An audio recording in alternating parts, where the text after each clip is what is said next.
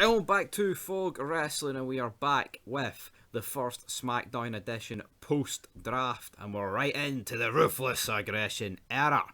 And we kick off the show with Finny Mac saying Ric Flair, he jumped the gun. He doesn't have the authority to make the championship match. He won the coin toss, and with that, he won the ability to pick a number one contender.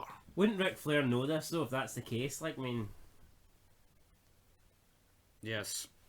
And also, why wouldn't McMahon bring it up on Raw? He was there. Yeah, he could have come out and says, well, you know, Rick, earlier you made that match well. Not no today. chance in hell. Not today. You know what I mean? But nah. But anyway, there you go. So McMahon announces that he'll select his own challenger tonight for the title. Or will he? Will McMahon select it, or will The Rock select it? Because by the sounds of it, it was Dwayne. It comes though. Angle, he wants a championship opportunity. Then Jericho interrupts him. They're both pleading their cases. Both valid, in my opinion. I mean, you could argue Angle got shafted out of a title match, beat Triple H, beat him again, and then Flair made him go in another match where he gets shafted out of.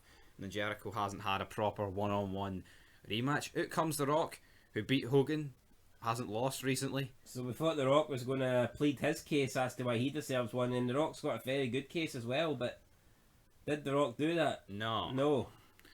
He says, well, let me tell you something, brother. There's a 48-year-old guy in the back. A young and upcomer that I think's hungry for the title.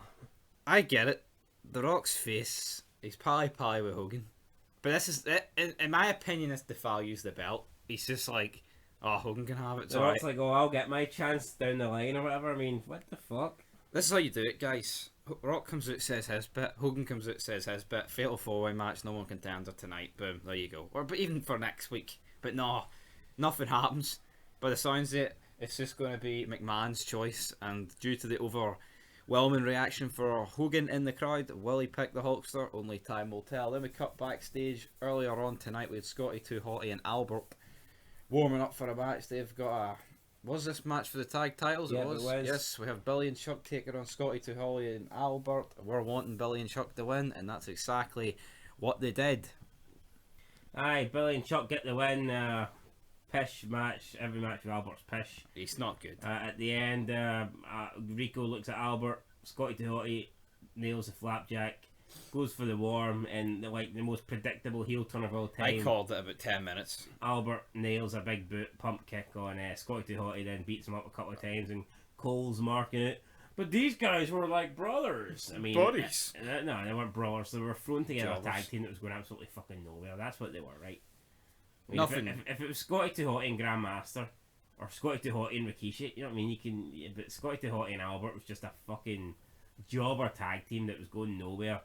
And I tell you what, it's better after they split them up. You know what I mean? Split them up now, and rather than 10 years down the line here. But aye, there you go, pretty much. McMahon then gets interviewed by a guy who looks like anorexic Kevin Kelly. He says he's made his decision. And his name's Mark Lloyd, by the way, for anyone that's keeping note of it there. Not me, but McMahon says he's made his decision. It is Hollywood Hulk Hogan. Very lackluster, nothing I'm going to commit to the ring, or, you know, we're going to have to wait till tonight, or we're going to have a number, enough, just Hulk Hogan. So, why? I don't know. Didn't like it. I know why they're showing Hulk Hogan. Like, I don't get this. McMahon shouldn't be liking Hogan. He's a face. He should be sticking up for the other two. Well, I suppose he brought in the Poison brother, but I mean, Hulk Hogan's not really the Poison anymore. He's yellow and red, so I mean. Like from a business point of view, you can see why he's went with the Hulkster. It's a mega match, but at the same time, he doesn't like The Rock, and The Rock is vouching for Hogan. So surely he shouldn't back the decision from The Rock. I just don't see why he's totally just named Hogan the champion when Jericho and Angle. Angle's his boy. Angle's his number 2 pick. Should have been number 1. Exactly. Why is he not giving Angle it? He's Undertaker threatened him. I mean, he says to Undertaker, "I'll owe you one. I'll sort this out." Yeah, well, yeah, he's taking a title shot away from him. Dead man So walking. he's not. Yeah, McMahon is officially a dead man walking. He's not really doing a good job here of sorting anything out. Yep, Jericho then Fenton backstage makes his way to The Rock, says the Hulkster is a never was. It was great line for Jericho. He reels off the amount of times he's beat The Rock, beat him at No Mercy. No Mercy. Beat him Mentions at Judgment Day, which I never don't even remember, happened. but we'll take his word for it. And then he's about to mention the Royal Rumble, and The Rock puts his hand up and asks him why doesn't he try and beat the People's Champion on the People's Show. Then Jericho accepts, and tonight we're getting Jericho versus The Rock. So aye, great. We've seen it a million times, but I actually thought this match was good. But we'll talk about it later. Good main event. Anyway, Christian versus Diamond Dallas Page. Where we highlight promo here from the package from the feud, I guess, building up the Mania. And I guess this is the payoff match between Christian and DDP. Christian, you're finally on your own. Yes, and Christian picks up the win. There was a bit of a mid-match hissy fit, but he managed to get through it, gets the job done. DDP putting guys over. He's not like the Hulkster. He's not hoovering the belt off Triple H. He's putting him over, god Why is damn it. DDP not getting a title shot at Backlash? That's what I want to know. I know, like, I think that it did DDP dirty, guys. Definitely. Like, I wouldn't say like, this is nowhere near the burying that they did to him with Sarah and all, but, I mean, it's... The fact that happened... It's not a great gimmick, is it? Like this whole smiling thing? I know, It's but not a bad thing. the fact that happens put him down to this level. That's Yeah, no well, disrespect to no. Christian and whoever else he's been feuding with, but you get me. Up next with Angle backstage, he's unhappy obviously that Hulk Hogan's been announced the champ. He's calling some guy out from down the corridor. We don't see who it is until we revealed it's Edge. Edge comes up and he kind of apologetic to Angle. He says that they used to be really close in the past, and I guess maybe they want to rekindle their friendship. Then Edge has a lot of photos and he's like, look at this, Angle, here's times when you were the champ and all this. So Kurt then starts holding up the photos, and all the photos are they're all like got arrows pointing towards Kurt Angle saying you suck, yes I do, it's true, I'm a dork, and all this stuff.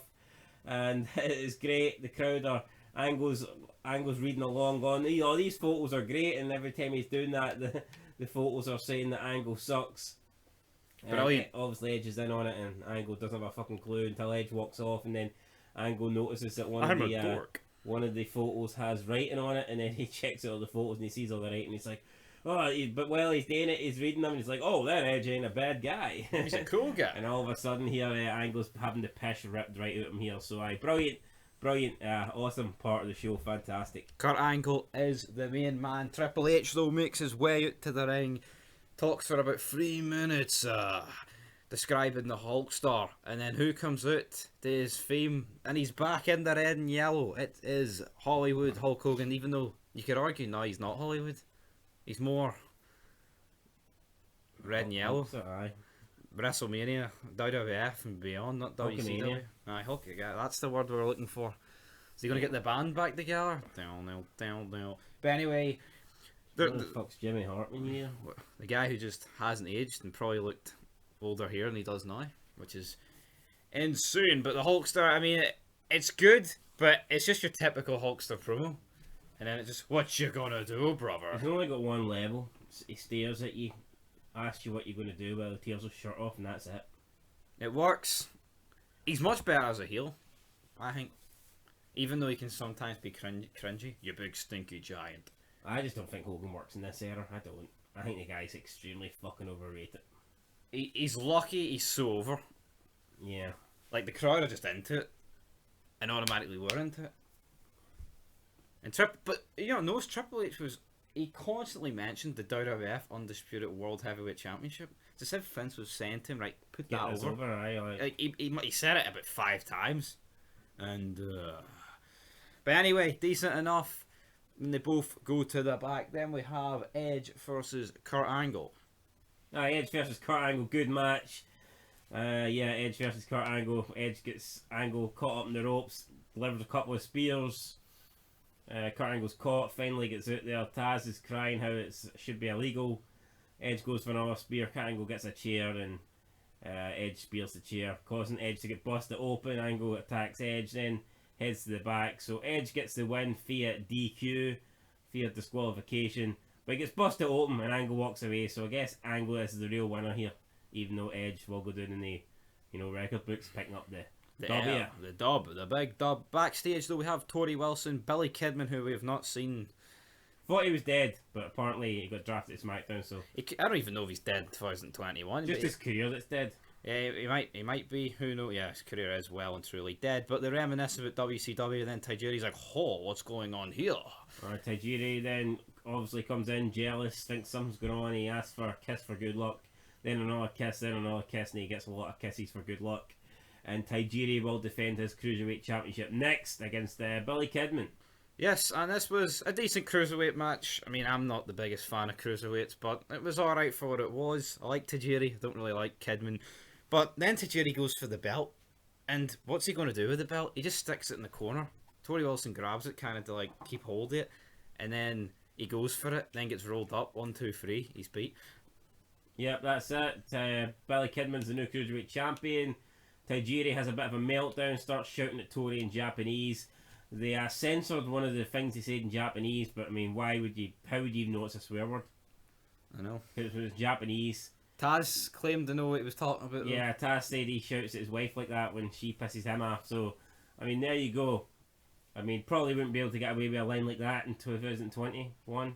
Yep, but you know, the way the cookie crumbles. And backstage we have Vinnie Mac talking to someone who we don't know who it is yet, that he wants Maven punished for dropping the hardcore title. And we talk. I understand McMahon's frustrations here, because he picked Maven solely because the fact Maven held the hardcore championship. And then by the time the brand split happens, Maven's no longer the hardcore champion, so...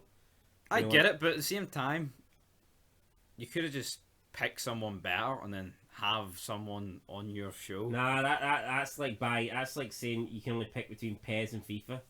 And then you find out, oh, PES has got the licenses for the Scottish team, so you're going to get PES. Then when you purchase PES and you get home and you download it, you find out, oh no wait, FIFA bought the licensing off them. No, well, I mean, there was a lot better people left still to pick, and he could have picked someone, and then they could have battered Maven for the hardcore title on SmackDown. Yeah, I know, but he didn't really get that idea in his head until Kurt Angle, the number 2 pick, put that there, but the whole, I can win you the Intercontinental Championship, which never happened either. My man's been jobbed out, but yeah, Bob Holly says he's going to get the job done. It's bullying time.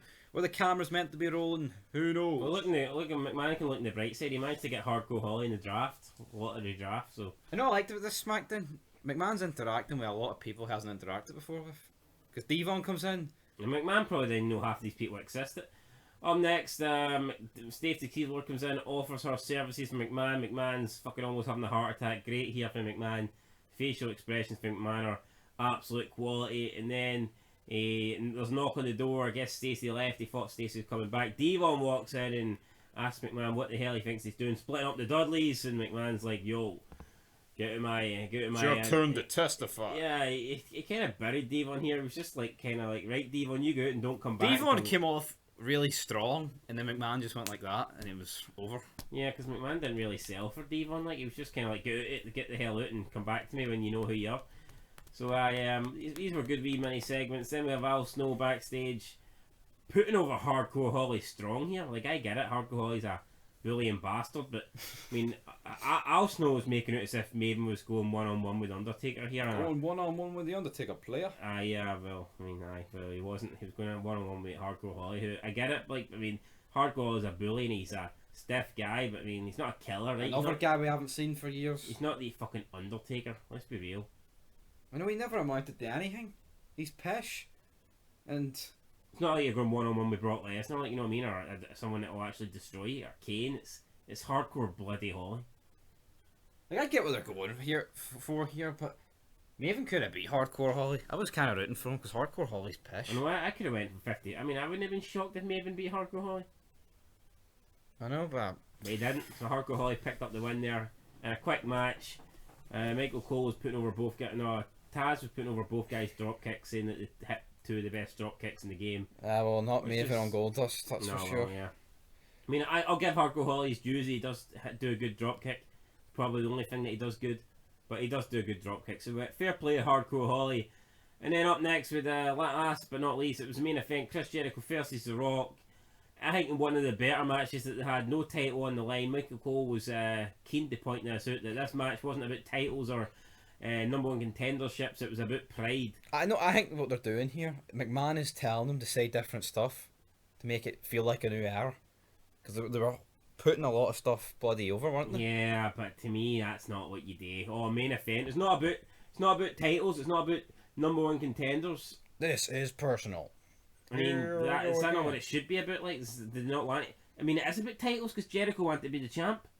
I know. It clearly is. Maybe not for The Rock, because The Rock's fucking gay for Hulk Hogan and he's putting the Hulkster over. But I mean, Jericho started the night wanting a title shot, so for Jericho it is a bit, and The Rock cost him the title shot, and the reason Jericho's pissed off with The Rock is because The Rock got Hogan the title shot, not Jericho. So for Jericho, this is very much about championships. He wants to get a revenge against the guy who cost him a title match, so essentially. Yeah, but it boils down to it is about championships. Yeah, it is. Even for The Rock, it's about it. Because why else is it? The whole reason he's fighting him because it's connected due to that. I mean, Jericho doesn't like The Rock, but he's not fighting him because he doesn't like him. He's fighting him because he cost him a title shot. So yeah. I mean, Michael Cole, take your head out your arse here. Anyway, it was a good match. I thought it was better than the matches that they had while Jericho was Undisputed Champion, because I don't know, I just felt those matches were extremely overbooked and Jericho had to have about 2,000 ways to try and help him win, but whereas tonight they kind of just had a normal match. That wasn't until, of course, Kurt Angle ran in and got battered by The Rock. Edge then came out, evened up the scores. Yes, threw Angle over the barricade, chased him in. Then we have a back and forth sequences. Looks like both men are going to win, but eventually The Rock with the rock bottom. 1, 2, 3. He beats Chris Jericho. The Rock wins, and then SmackDown just goes off the air pretty abruptly. I thought we might have got something else to finish the show, but no. That's why I just felt it would have been so much better if this was a fatal 4-way. You know, but it wasn't. But yeah, that is. I thought it was setting up for maybe a tag team or something, you know, and then McMahon decides later. Yeah. Triple threat match even? The winning team advances? Because, I mean, either way, the odds would be stacked against Triple H, and if it's a triple threat match between Hogan, Rock, and Triple, I mean, that's massive. Yeah, well. You know, something like that. But anyway, what's your final rating? Don't know, what's yours? I felt like it was a good show. It was definitely more balanced than Raw. I'm going to give it a 9, because I would give it an 8.5, but we don't do 0.5 ratings, and I feel like an 8 would be too harsh. Whereas I gave last week's SmackDown a 9, and last week's SmackDown was better than this week's. But I feel like this week's was better than an 8. Especially the segments. I mean, I thought the Chris Jericho segment with The Rock was great. The opening segment was great. The McMahon stuff was great. The Angle Edge was fantastic, and the main event was good. It was there was nothing bad about this. Triple H. Well, I think the only bad thing was The Rock vouching for Hogan. Yeah, it was a bit. I didn't really enjoy the tag team match because Albert was in it. But yeah, I'm going to give it a 9. I'll give it an 8 because I don't know. I think the Rock King was just a bit retarded. Like, why is he vouching for him so much? Well, I guess that equals it to an 8.5, and that's ideally what I would give the show if possible. No, I think so an 8.5 works for me. Well, let's just say the Rock doesn't vouch for Hogan. I'm not saying they need to do a fatal 4, but let's just say the exact same show happens, but McMahon says, "Fuck it, I'm picking the Hulkster because." God damn it! It was in the deal when I signed the NWO. I would say a 9, but I just feel like last week's show was better because there was nothing like that on last week's show. You have to get this out your head, right? They don't like doing fatal 4. It's just not really WWE's thing. That's once in a blue moon you get that. I mean, I would have settled for a tag team match with McMahon saying whoever impresses them the most gets the title shot. I get it. They don't do multi-man matches. Then you could have Hogan getting the pin, and then McMahon goes, Hogan's getting the. No, but I think it's unrealistic for you to think he's going to come out and announce a fatal 4-way match. Hogan doesn't work fatal 4-ways. Right, but listen to my point. What do you mean, but listen? No, listen, right? I get that, right? Right. Hogan is Hogan. It's either a tag match, one-on-one, because it's Hogan. He doesn't need any other jobbers to take the limelight off him. Have you not realised Brock never works Elimination Chamber matches? There's certain, you're unlikely to get certain things, and to me, from that opener, I would never expect a fatal 4-way #1 contender, even though that's booking wise makes sense. Yeah, I wasn't expecting it, but my point is, I think that would look better, even though people in the match may disagree with it. It looks better than The Rock just kissing Hogan's ass. The guy tried to kill him a month ago. Yeah, with the big semi truck, and now the Rock's got a semi for Hulk Hogan. Doesn't make any sense to me, but I mean, there you go. I mean, that pretty much ends the review. I thought they would at least maybe have a tag team match. McMahon's like, whoever impresses me the most is getting the shot. Then Hulk Hogan could have fucking nailed a leg drop on someone and got done what you gonna do, brother? You know, the ear to the hand to the ear to the crowd. Before, like, Hogan has been working a lot of matches. Maybe that's why they gave him the night off. Has he? Must have been working. A lot of tag matches. Aye, but he's been fucking standing in the apron, then hee-haw. Scott Hall's been doing all the ring work. Fuck me. Come on. Anyway, there you go, guys. It was a good show. I disagree. I think Hogan's been putting in a lot of work recently. Oh, aye, come on. A lot of work. We're dead on. Oh, Running away, hiding for Austin, fucking looking through curtains. well, Oh, I meant where's the since world, Mania. Nick? He's been in like a tag match with The Rock every hang. Handicap match. Aye, 2 on... tag match? Yeah, but... They nothing? Yeah, and he's actually won. He's picked up quite a few pins in them. Getting tagged in at the fucking end. No, Hot tag. I can't see how you can give this the same rating as last week just due to the simple fact it's so fucking stupid for McMahon. No, just no, to be it's like, getting an 8.5. I know, but you thought it was the same as last week. No, that's not why. I clearly did not. I says last week's show was better, but I feel this show is better than an 8. Therefore, I have to give it a 9. I agree this show's better than an 8, but you have to take points off for stupid shit. And that's stupid shit. Well, it's not getting an 8 or an 9, it's getting an 8.5, and I think an 8.5 is a fair score. It's alright, don't agree about it. You're the one that's fucking green. No, but you say, you when it happened, you were like, this is fucking stupid, and then after, you're But like, it was stupid. that's alright. I don't see why The Rock was kissing Hogan's ass. Why is The Rock not on a title shot? That's alright then. I could see what The Rock was doing. I could never imagine Austin cutting that promo. Oh no. And I think that's what sets off. I think that's what puts Austin a level above The Rock. Yeah, and that's just... I don't even think I could imagine Triple H doing that. I know. Like, Triple H put Hogan over, but he made it clear that he would kick his ass. Yeah, and then go and take Taker. He was like, oh, Hogan, you're the man, but I'm going to beat you at Backlash anyway, because I've got business set with Taker. Whereas if it was Rock in the promo, he would have been like, well, Taker, I don't know. Hulk Hogan's pretty good. He might beat me at Backlash. You know what I mean? He's a good brother. You know, like, fuck's sake. Anyway, though, we've waffled on here. 8.5. Check out the top 5 moments, and then we'll be Why back. not just fucking put The Rock and Hogan in a team if The Rock loves Hogan that much? Have Billy and Chuck and have a big fucking foursome. There you go. I mean, simple as that. Rocky and Hogan. Aye, Hoagie and Rock. Rocky, Hoagie. Hulky and Rocky. The Rock and Hulk connection. You. The Rock and Hulk connection. So good to me. Don't. Actually, I think The Rock's gone after The this Hulk? week. I'm pretty sure The Rock's gone for 2 months now. Well, what fucking shitty movies he film now? I'm pretty sure The Rock's next match, pay-per-view match, is at Vengeance. Maybe that's why he's putting Hogan over. Why See, not yeah, just come but- out and say that? You're like, I gotta go and film the Scorpion King here, so But give see- Hogan a title shot and I'll get mine when I come back. See, that's the thing. Like, The Rock's movie career is actually compromising the whole thing, Yeah. and you can already see signs of that here. I don't know. You know, on paper, the SmackDown draft looks great, but when you consider that The Rock's going to be gone and, you know, Hogan's going to be disappearing, then